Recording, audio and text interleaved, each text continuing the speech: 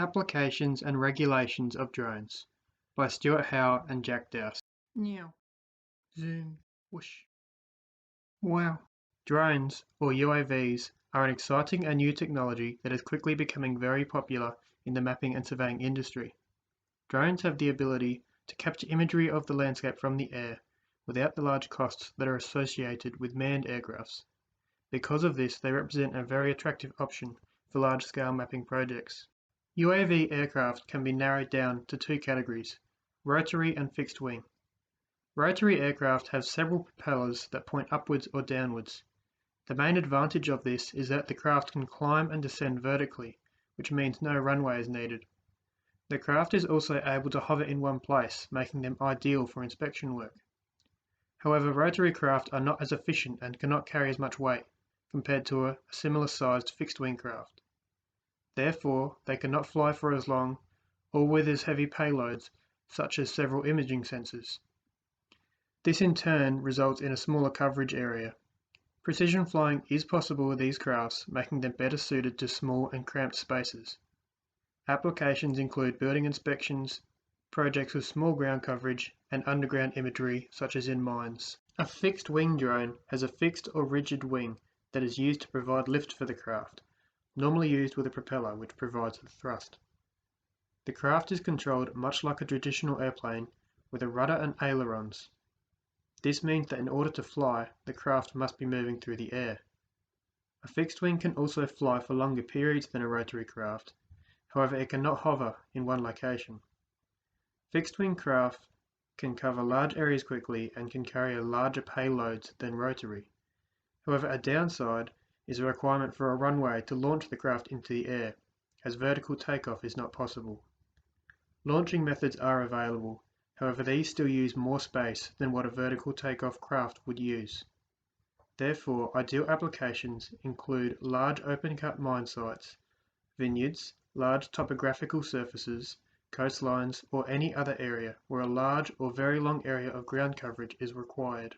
The quality of data collected using drones can vary depending on several factors. Chief of these factors is the sensor being used in the drone. A more expensive and higher resolution sensor will return better images. Other factors which can cause quality to change include the flying height above the ground, speed of the drone, angle of the sensor, surface reflectivity, and the angle of reflection. As fixed-wing drones can carry larger sensors, it may be assumed that they offer better quality imagery. However, the lack of oblique photos means vertical objects on the ground do not get captured as well.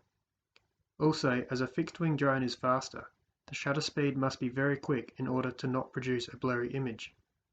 Rotary drones, however, can have longer shutter speeds and capture imagery from an oblique angle, although a smaller payload means a lighter camera. The area covered with a rotary drone is also much less. This therefore means that the drone with the best quality images depends heavily on what is being captured on the ground.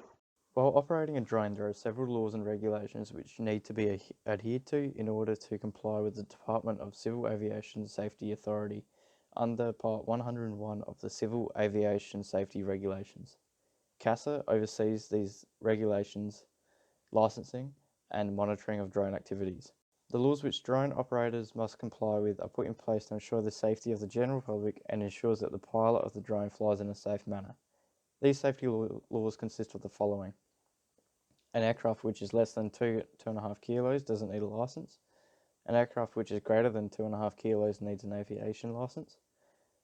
The aircraft must stay within the operator's line of sight at all times. Can't fly within 30 meters of people. Can't fly higher than 120 meters or 400 feet.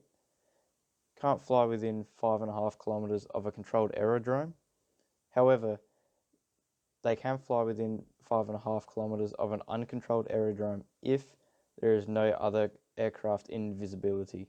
There is a special set of rules which determine whether the pilot needs to have a CASA drone license. This is typically if the work which is being performed is for commercial use or for a reward. Since the type of work which is typically done in the surveying profession is done so as a commercial enterprise, it is imperative that the business or the individual operating the drone has an operator's license. Drones have been recognised to be very useful instruments which are becoming a common part of the surveyor's toolbox. With the greater applications which they are being used for, it is important to remember what quality of data the drone can capture and produce. As the drone industry continues to see gains in hardware and software, it is certain that this technology will have an important part of the surveying industry in the following years. Zoom.